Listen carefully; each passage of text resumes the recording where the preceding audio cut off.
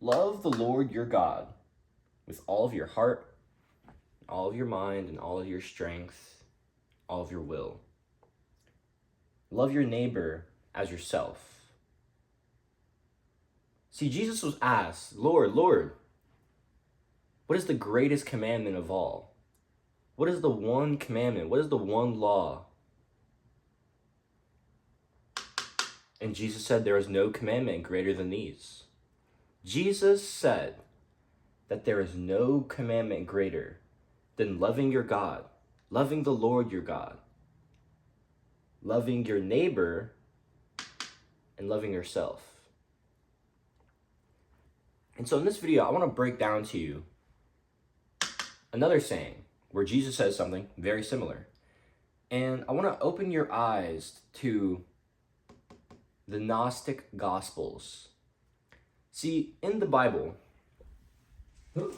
grab my little Bible real quick. And by my little one, I mean my huge Bible. It's pretty cool. My grandmother got me this. So I'll give you a little background about me. I grew up Christian. But although I love God, love Jesus, I never really fully resonated with Christianity because there were a few things that just didn't feel right with me. Fearing God, hell, the rapture, all the dogma, stuff like that just didn't feel good to me. You know, confessing Jesus as my Lord, saying he died for my sins, and yeah, I was still sinning. Didn't make any sense. But regardless, I got deeper into my spiritual journey back in December, actually after this book, The Way of the Superior Man. And let me put this back. Let me put this Bible back. And so after Way of the Superior Man, I started really getting back on my spiritual journey starting last December, and that led with me getting back into my Christian roots, and that led me eventually to Christian mysticism, which I heavily resonate with. And Christian mysticism in general, is an inward experience of the divine. It's an inward connection to God. It's knowing that God is one with you. God is not separate from you, just like Jesus taught. And we'll talk more about this in future videos. And this is going to be the start of a series where I talk about canonical gospels versus the Gnostic gospels, where I talk about the mysticism of Jesus.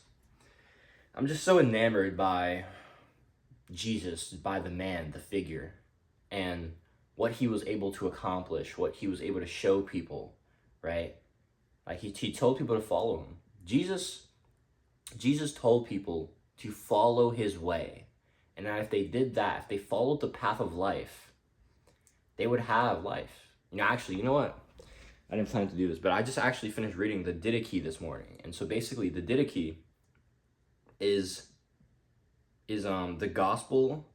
It's a book written by the 12 apostles. I'm not sure if it's written by the apostles themselves, but it's a book accredited to the apostles. And it's a very, very early early Christian work. I'm trying to find it. Here we go. Got my little Kindle here. Okay. The opening line of the Didache, I'm going to read it to you, says this.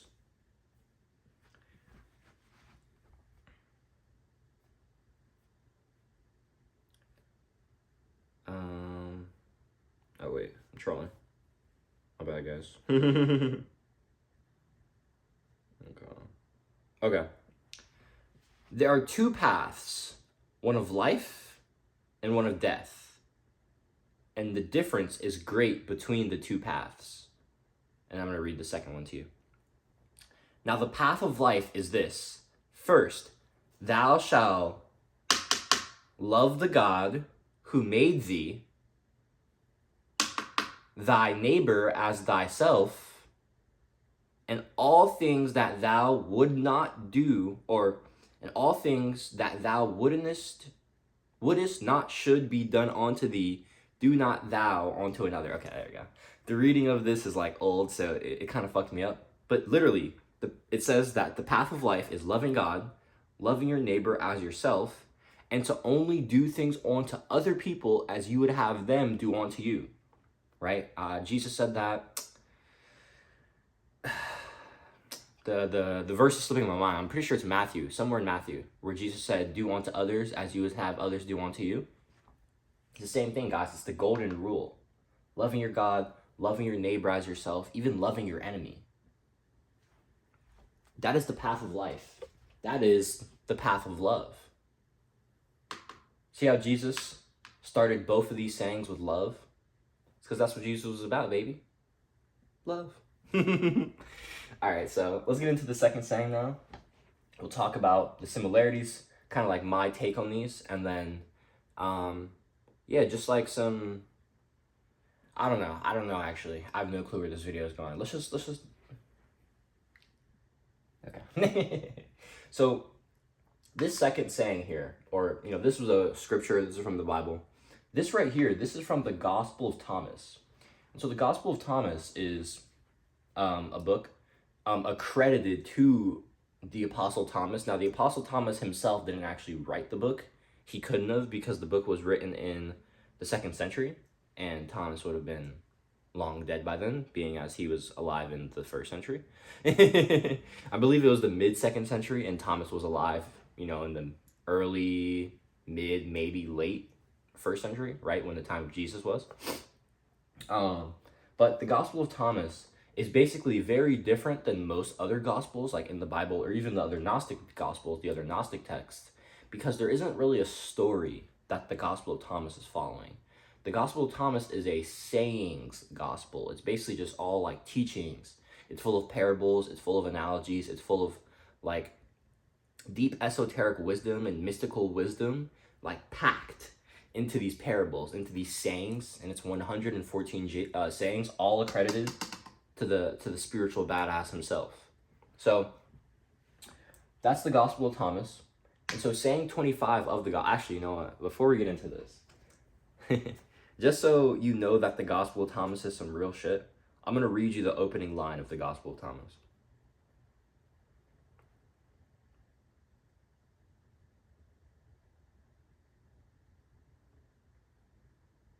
All right, saying number 1.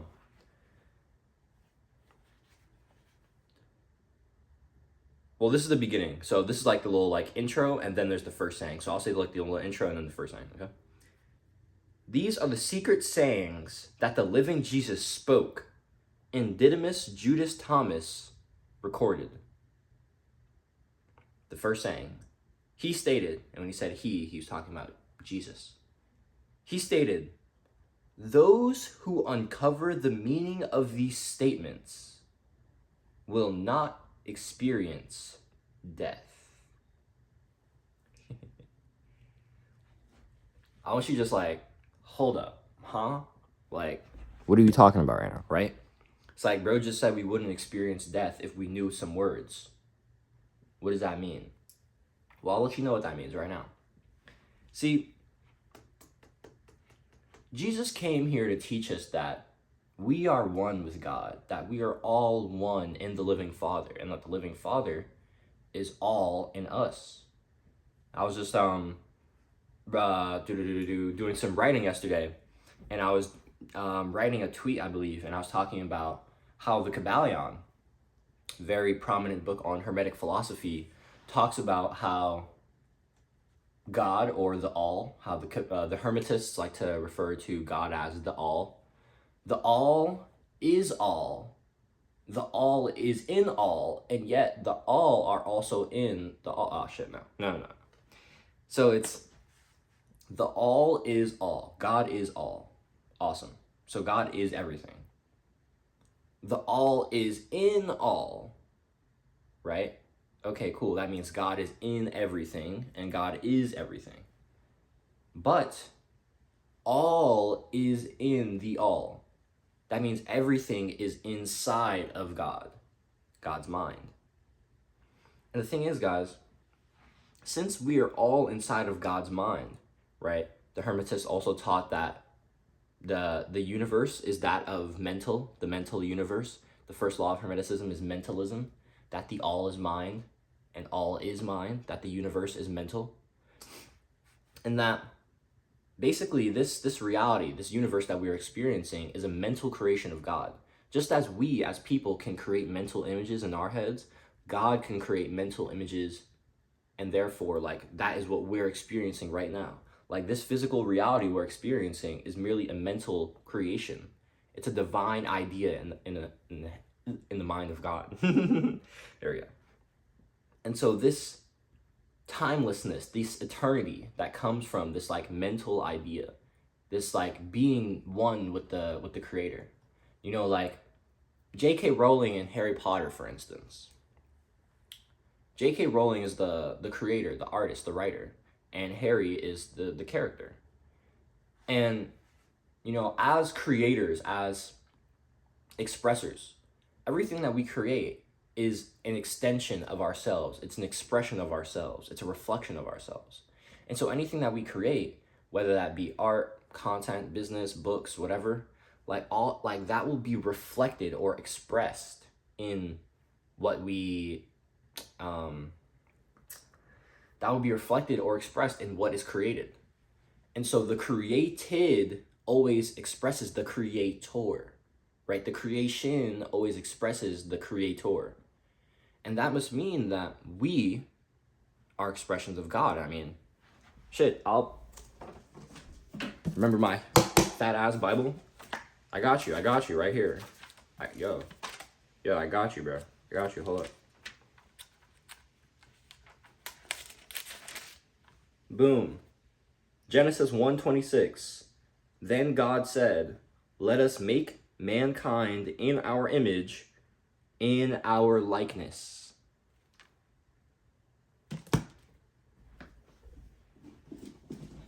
We are created in God's image.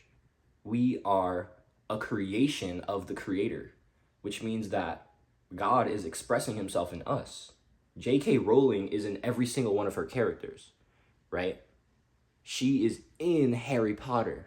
She is in Hermione. She is in Ron. She is in Voldemort. She is in Dumbledore. She's in all these characters. And all these characters are also in her. They came from inside of her head, inside of her heart. And so just as there's separation between, the figure Harry Potter and the creator, J.K. Rowling, right? Like there is separation between us, the figure, the divine expression, the unique expression, the fractal of source as the individual, as the creation, compared to God as our ultimate creator. So although there is separation, we're still one with each other. We come from God, and we are in God. Okay, what was the point of this rant? So, the point of that rant was that we are eternal beings, and God is eternal. We are made in God's image. We are also eternal. We are spirit, and that spirit cannot die. That spirit is God's essence, and God was never created. God can never be destroyed. God was there before time even existed. And so since death is bound to the physical plane, it's a fallacy of the third dimensional realm, as is time, space. You cannot experience death if you're above the physical plane.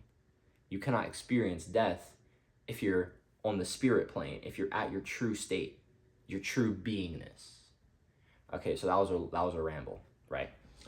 And we went on that ramble from the first saying, which is, those who uncover the meaning of these statements will not experience death.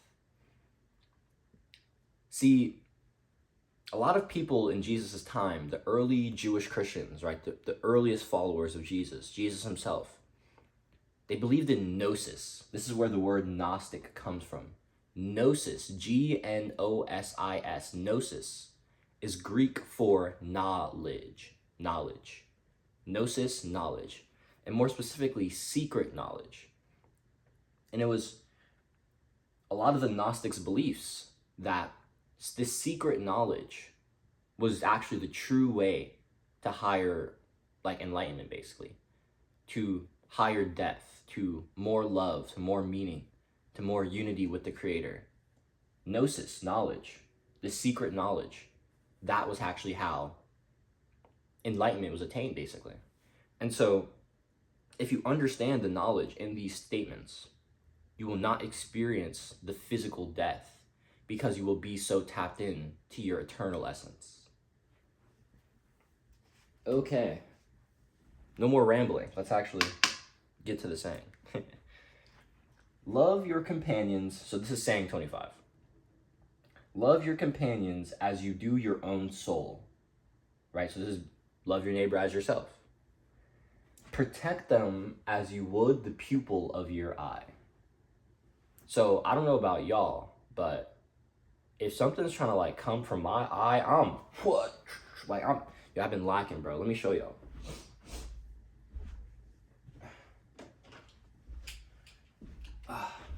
Favorite pair of frames, broken. These bitches dusty as hell. I haven't worn these in months. My other pair of frames, lost, just no clue where they're at. So if anything starts coming out my eyes, I'm unprotected. Feels bad, is what it is. But I don't know about y'all, but if anything comes out your eyes, like you're gonna protect it, right? It's like, oh, nah, that can't hit me, because your eyes are so important. And so, just as you would protect your eyes, the pupil of your eyes, you should protect your companions. You should protect your neighbor. You know what? Actually, let me read this, and we're gonna end off here. We're gonna end off here. This was from the Didache. I read it this morning.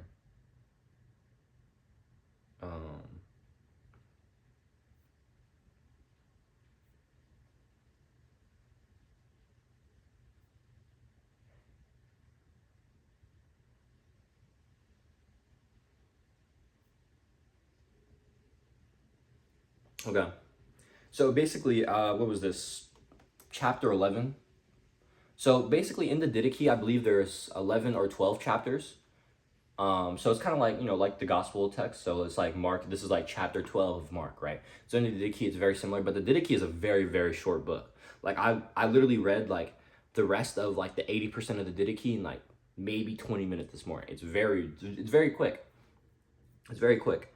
But basically this chapter 11, was teaching about like teachers or prophets. And it's like, okay, if you do this, you're a true prophet. If you do this, you're a false prophet.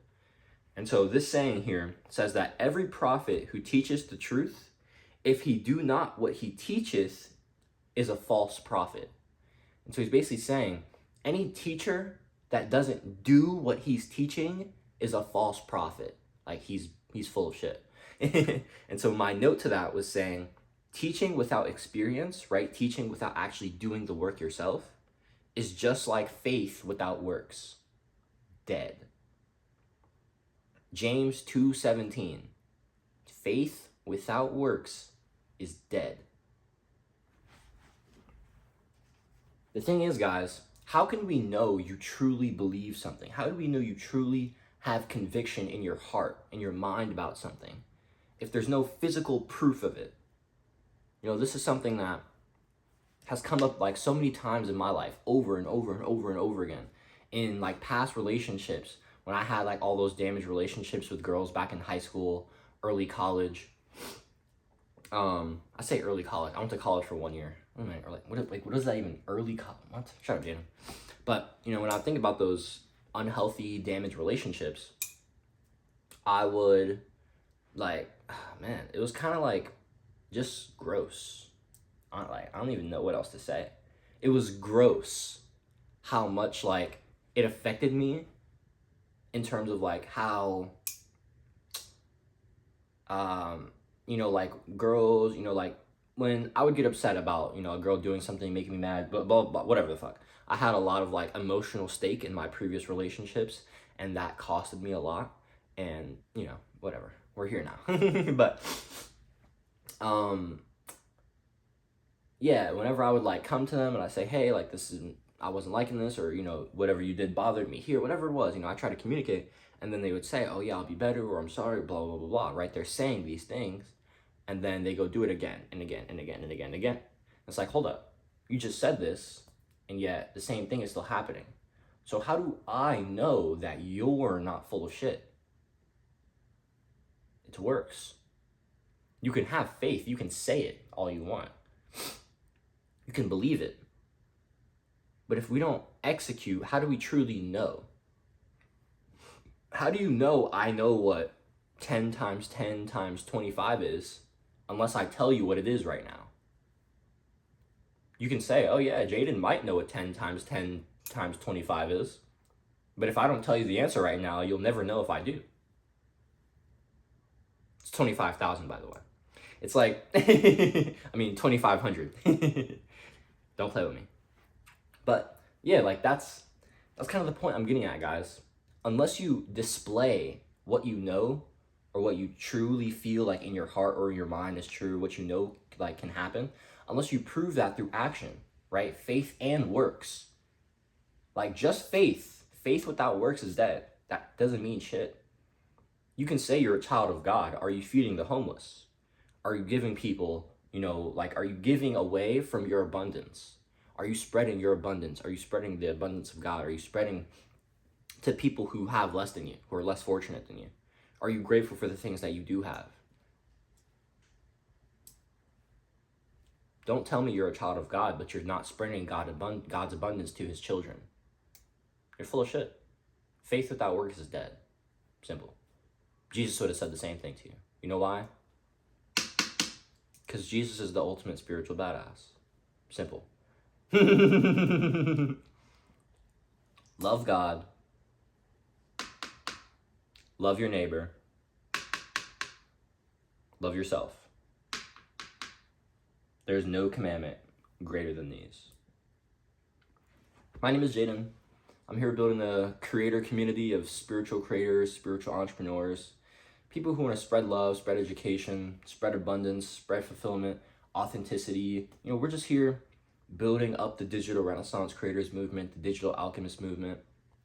It's a movement of creators who want to reach financial independence doing what we love every single day, people who want to live a more free, a more authentic life, a more just beautiful, wholesome, a more loving, a more wise life, right? Deeper love, higher wisdom. That's what I'm about. And so if that's something that intrigues you, if this video intrigued you and my rambling and bullshit, I was just like going all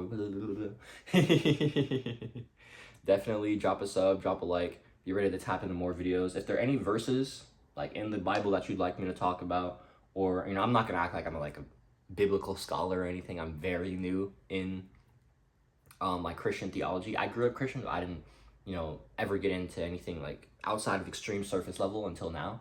And that's what I'm really getting into now. So if there's anything in the Bible or the Gnostic text that you'd like me to talk about, I'd love to hear what you have to say. I'd love to hear any of your opinions. Besides that, if you'd like to learn more from me, I have ebooks, I have my course, I have my one-to-one coaching offers. All of that's in the description. You can either check out my website or you can reach out to me for more details on what you'd like.